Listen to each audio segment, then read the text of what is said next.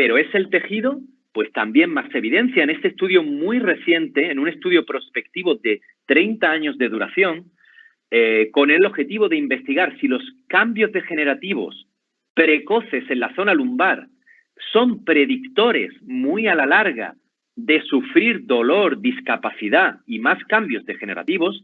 El curioso resultado al que llegan estos investigadores es que en pacientes jóvenes, 30 años después, la degeneración discal previa es un predictor de más degeneración a la larga, pero no de más dolor o de discapacidad o de otros signos clínicos. Por tanto, más evidencia a nuestro favor sobre el dolor necesita, como comentaba algún ponente anterior, un abordaje mucho más complejo, es más complejo de simplemente ser tan reduccionista buscando una explicación en el tejido.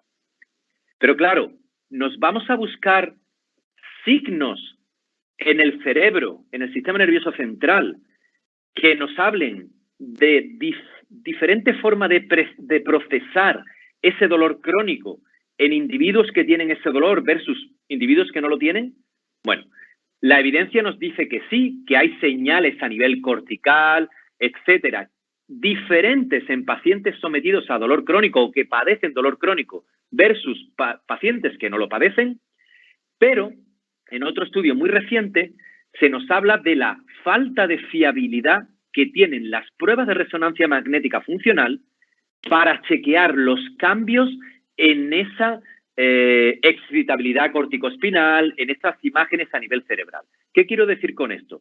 Que si queremos, por ejemplo, chequear la evolución de un paciente de un estado a otro de su dolor, simplemente atendiendo a la resonancia magnética funcional, debemos saber per se que la resonancia magnética funcional tiene una baja fiabilidad hoy día. Es decir, que si queremos ver cambios de un paciente de un estado a otro de su evolución, no es suficiente, ni mucho menos, monitorizar cómo es su actividad eléctrica, si podemos decirlo de alguna forma, a nivel cerebral. Por tanto, seguimos moviéndonos en el mundo de la indefinición.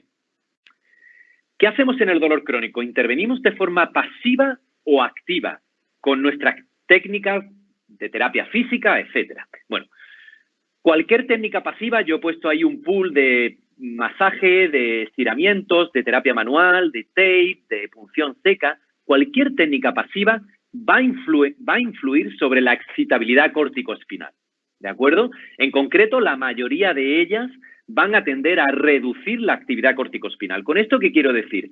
¿Las técnicas de terapia manual tienen efecto sobre componentes más centrales del cuerpo humano, no solo tisulares? Y la respuesta es sí, por supuesto.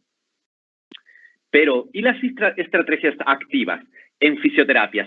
Señalo algunas de ellas, como la imaginería motora graduada, los test de modificación de síntomas cuando se convierten en tratamiento, la exposición graduada a la kinesiofobia, la vibración local, las técnicas de isometría, etcétera. ¿Tienen efecto a nivel central, no solo tisular? La respuesta es obviamente sí, también. La mayoría de ellas incrementando la excitabilidad corticoespinal. Por tanto, ¿qué uso en terapia, en el día a día, para abordar un dolor crónico en una persona desde el punto de vista de la dicotomía entre activo y pasivo? ¿Por qué se usa el abordaje pasivo en fisioterapia? ¿Hay alivio de dolor? Por supuesto. Se habla de alivio del dolor de corto efecto y pequeño efecto. Hay reducción de marcadores inflamatorios, hay disminución de la excitabilidad corticoespinal, de la sensibilidad al dolor, hay incremento del rango de movimiento. Hay una serie de efectos que, por supuesto, la terapia manual tiene efecto reducido, como comentaba el anterior ponente, Quique, con otras explicaciones de hasta a día de hoy las que habíamos tenido en cuenta. Y el abordaje activo tiene efecto sobre el dolor crónico que nos da alguna potencialidad más versus el abordaje pasivo. Pues parece que sí. Parece que sí. El hacer un abordaje activo con el empleo de hacer partícipe al paciente en nuestro tratamiento sobre dolor crónico parece que añade beneficios a la hora de reducir el dolor. Como decía anteriormente, son técnicas que en la mayoría de los casos van a aumentar la excitabilidad corticoespinal, que suele estar disminuida en muchos, no todos, los casos en pacientes con dolor persistente de largo recorrido. La ventaja de utilizar abordaje activo es que nos ayuda a disminuir el miedo al ejercicio, nos ayuda a aumentar la autoeficacia, que a su vez es un indicador o un potencial indicador de disminución del dolor, por sí mismo es analgésico, nos da sensación de control a los pacientes cuando nos autotratamos, cuando somos nosotros los que actuamos sobre nuestro dolor y somos partícipes activos de nuestro tratamiento, nos empodera, nos hace más fuertes ante nuestro dolor. Parece que mensajes sobre utilizar técnicas pasivas de analgesia, como pueden ser el frío, etcétera, da sensación al cerebro, al ser humano, de daño, de tener que recibir cuidados pasivos, de no hacernos partícipes, mientras que, como decía anteriormente, utilizar estrategias activas de afrontamiento ante ese dolor nos hace no solo empoderarnos más, sino a su vez ser candidatos a que la última fase de nuestra recuperación sea, si cabe, más activa todavía. Habla Lorimer en ese último punto que menciono, que los tratamientos pasivos, si podemos tratar algo en el ser humano, y en este caso el dolor crónico, tanto de forma pasiva como de forma activa, los tratamientos pasivos invitarían a aumentar la idea de fragilidad, vulnerabilidad en los pacientes. ¿Por qué usar un abordaje activo? Más razones, ¿no? Os invito en esa dicotomía. En esa revisión sistemática que comentaba Javier Martínez, os quiero destacar dos conceptos o dos entes que nos interesan mucho a nuestro grupo de investigación, que son la autoeficacia y la kinesiofobia. No ha sido sorpresa encontrar que la autoeficacia, como podéis ver aquí, es un factor predictor para dolor, para función, para calidad de vida y para depresión. Es decir, que a más autoeficacia, mejor función, menos dolor, mejor recuperación, menos depresión y mayor calidad de vida en esta revisión sistemática que publicamos recientemente. ¿Y qué hay del otro concepto? La kinesiofobia, que está en el lado oscuro. Nosotros decimos los factores vulnerables. La autoeficacia sería un factor positivo, es un factor protector. Si lo aumentas, te protege ante el dolor crónico. Mientras que la kinesiofobia sería un factor de vulnerabilidad. Si lo aumentas, puede aumentar tu dolor crónico. Pues también la kinesiofobia encontramos que está relacionada a mayor kinesiofobia, peor recuperación, peor función, más dolor y peor calidad de vida. Con un enfoque activo podremos aumentar autoeficacia, no hay otra forma de aumentar la autoeficacia, simplemente con educación y con técnicas de intervención activa y podremos disminuir la kinesiofobia con la famosa exposición graduada a la kinesiofobia, aparte de con una serie de técnicas educativas. Saltando del componente biológico del dolor crónico, la segunda gran esfera del modelo biopsicosocial, sería lo psico. Contemplar lo que hemos llamado tradicionalmente esos factores psicológicos asociados al dolor musculoesquelético. Esto no es nuevo. Esto ya Louise Gifford y David Butler en el año 97 nos decían que hay 3 dimensiones del dolor que interactúan. Una de ellas es la dimensión sensorial, que es la conciencia de la intensidad del dolor, dónde me duele, cómo es mi dolor. La segunda, cómo yo evalúo ese dolor, lo que sería la dimensión evaluativa cognitiva. Es decir, qué experiencias previas me hacen interpretar de una forma u otra ese dolor. Y el tercer componente es un componente a nivel psicológico afectivo emocional. Es decir, ese dolor me desencadena miedo, ansiedad, ira, etcétera. Ya os digo, esto no es nuevo, pero no lo estamos abordando, pienso, en toda su extensión desde el punto de vista de la fisioterapia y otras ciencias que se acercan al dolor crónico. ¿Cuál es ese pool de factores cognitivos y creencias, sin extenderme mucho, porque ya el anterior ponente ha hecho referencia a ellas? Pues desde el pesimismo, el catastrofismo, el miedo al movimiento, en el lado oscuro, diríamos, en el lado negativo, y en el lado positivo, las expectativas de recuperación, cómo acepto mi dolor, lo autoeficaz que soy o el optimismo.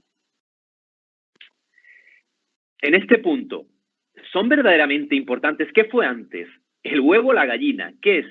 ¿El dolor crónico el que genera pensamientos y miedos asociados a ese dolor crónico que tengo? o esos pensamientos y creencias ya estaban instauradas en una persona y posteriormente a su dolor crónico aumentan. Bueno, es la siempre eterna pregunta de qué fue antes, el huevo o la gallina.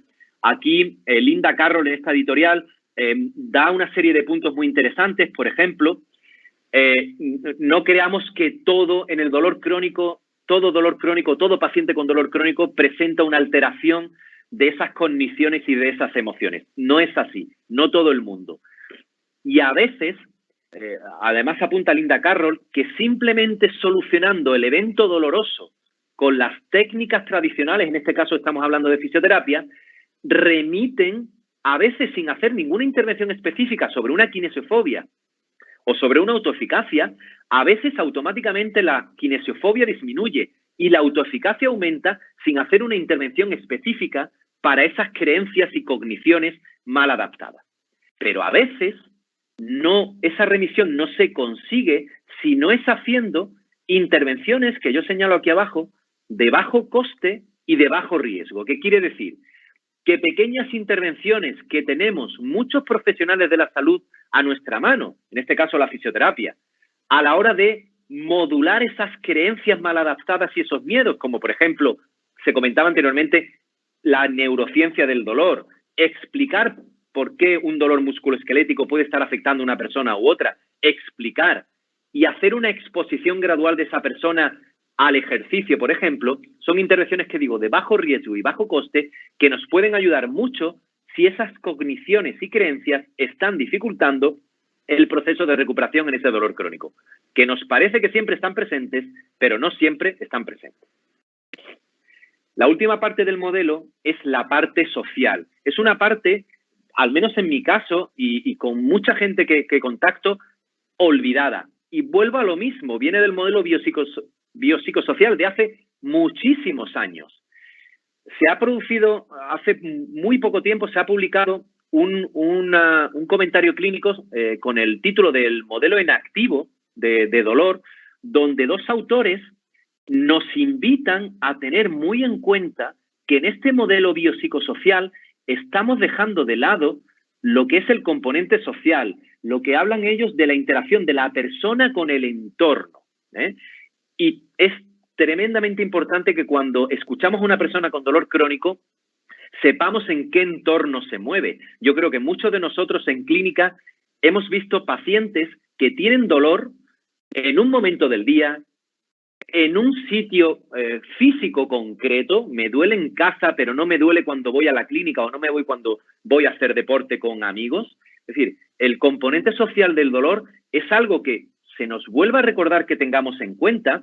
Como dicen estos autores, las interacciones del individuo con el medio que le rodea, y esto deja un mensaje clínico, sobre todo a nivel de investigación, que yo me planteo, que es la experiencia del dolor en un sujeto no puede muchas veces ser medida observada con métodos cuantitativos, con una simple escala de dolor o con un simple cuestionario que nosotros le pasemos a un sujeto en el entorno clínico, porque esa persona en el entorno clínico es posible que nos responda de forma diferente a si no dejamos que esa persona verdaderamente nos relate su experiencia de dolor, con el uso de la metodología cualitativa.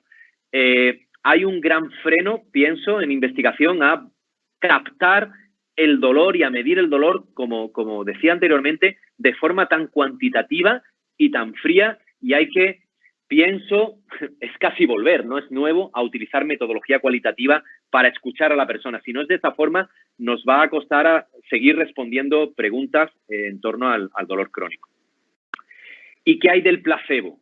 ¿Y qué hay del placebo, del nocebo? Hace poco leía algún autor decir, la pregunta que les planteo abajo, ¿pero el placebo cura? ¿Es una verdadera cura para personas en dolor? Lo ponían un poco en cuestión, ¿no? El placebo no cura.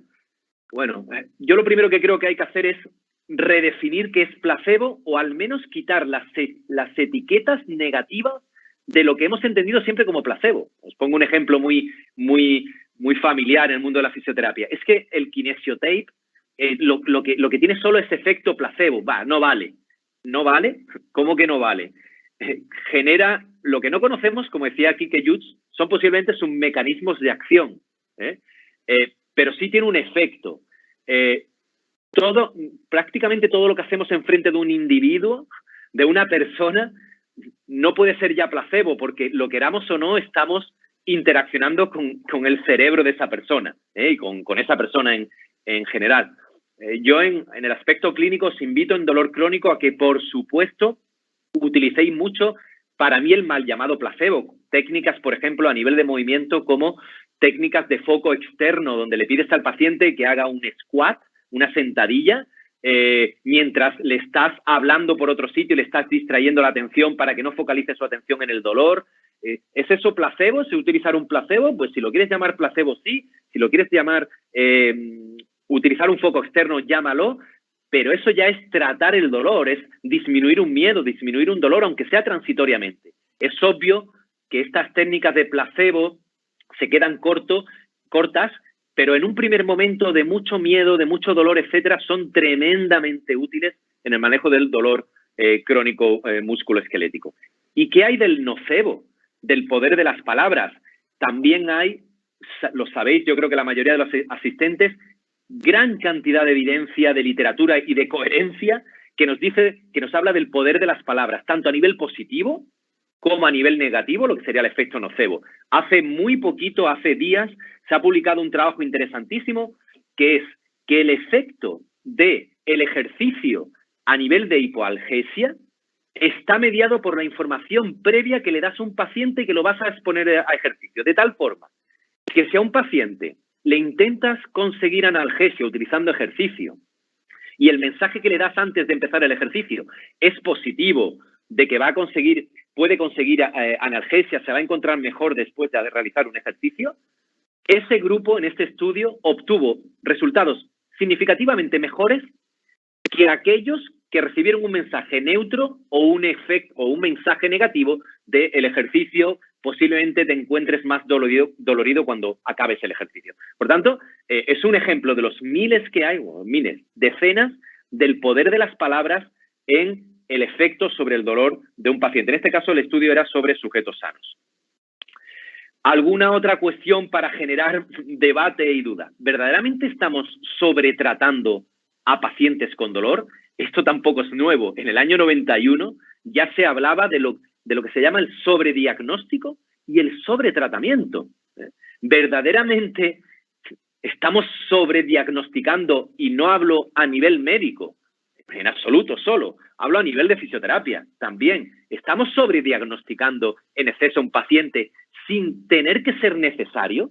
Simplemente teniendo claro si no hay banderas rojas o si hay alguna bandera amarilla. ¿Es necesario sobrediagnosticar a un paciente y continuamente querer llegar a un diagnóstico que no nos va a aportar en el dolor crónico a nivel tisular una gran ventaja y, sin embargo, va a hacer un efecto nocebo sobre ese paciente? Como decía Kike Yuch, sobretratar al paciente, a veces hay que tener en cuenta que la remisión de síntomas es el curso natural del propio dolor y no el efecto de nuestro tratamiento. Dejo esa pregunta lanzada ahí. Para ir un poco cerrando, barreras que tiene este abordaje del dolor crónico, que sé que es complejo, que hay que tener en cuenta muchos factores. Yo creo que hace falta un cambio cultural en el modo de pensar de los fisioterapeutas, ¿de acuerdo? Yo creo que hay que tener unas habilidades a la hora de hacer un diagnóstico médico, apoyarse en todas las profesiones sanitarias, competentes en la patología que nos presenta el paciente, porque hay que ser muy hábil a la hora de descartar banderas rojas y detectar banderas amarillas. Es fundamental que este abordaje que os presento rápidamente tenga éxito. El paciente debe estar motivado. Si os hemos invitado en esta pequeña presentación a hacer muchas cosas activamente con el paciente, si un paciente no quiere, no se puede hacer o va a ser muy difícil. Y alguna de las cosas que suelo decir en otros foros es: sé tan activo con tu paciente sobre la camilla, ¿vale?, como puedas. Es decir, desde el minuto 1 que estés trabajando con un paciente en el manejo de su dolor, intenta alguna de esas técnicas activas que parece que pueden funcionar muy bien, instaurarlas desde el minuto 1, ya sea buscando analgesia, ya sea buscando disminución de miedos, etcétera. Y tienes que estar dispuesto, tanto el paciente, pero sobre todo el profesional, a vivir continuamente en la zona gris. Por desgracia o por suerte, no es todo blanco, no es todo negro, hay que saber vivir con incertidumbre. Me voy dejando una serie de mensajes clínicos por si puede inspirar a alguno de los asistentes. Primero que os diría es promover la participación activa en el dolor crónico tanto como sea posible y construir la autoeficacia. Invito a realización de ejercicios divertidos, fáciles de hacer, porque ya hemos visto que la biomecánica no explica de 100% o justifica dolores crónicos, hay algo más. Abordar esas condiciones mal adaptadas como la catastrofización, la kinesiofobia, etcétera. ¿Por qué no usar el placebo en momentos puntuales de la reeducación? Evitar el nocebo, el poder negativo de las palabras, contextos negativos, considerar la influencia del entorno, del medio social, aceptar y manejar, aceptar sobre todo la incertidumbre, tanto del paciente como sobre todo del terapeuta. Hay que ser honestos y plantearse y saber vivir con la incertidumbre. Y por último, digo, combinar la evidencia científica con el menos común de los sentidos, que yo le digo y que mucha gente le dice el sentido común. Es decir, no solo trata a un paciente con la evidencia científica, sino también con el sentido común. Yo creo que nada más. Por último, dejo alguna de las frases que muchas veces decimos. A healthy brain means no pain. Un cerebro sano significa menos dolor. Tomar estas dos frases como en la zona gris, no es que todo sea siempre así. Y bueno, a veces decimos también que no mires dónde tienes el dolor, sino mira un poco a tu cerebro, a tus creencias, etcétera, para intentar entenderlo mejor a nivel de paciente. Muchas gracias por la atención y quedo a disposición de ahora en el debate de entablar, responder a cualquier pregunta que surja. Muchas gracias. Muchas gracias, Alejandro, por la ponencia. Y antes de comenzar con las preguntas, quería dar las gracias y la enhorabuena a todos los ponentes. Es muy complicado dar información de tanta calidad con esta claridad que lo habéis hecho y en un formato de tan poco tiempo, y lo habéis conseguido. Así que muchas gracias y enhorabuena a todos. La primera pregunta va a ir dirigida a Quique y a Alejandro, ya que los dos habéis hablado del tacto, de la terapia manual y de la alianza terapéutica con el paciente y el afrontamiento activo. La pregunta es, hemos visto que el tacto y la terapia manual influyen en la alianza terapéutica, pero también que de alguna forma transmiten mensajes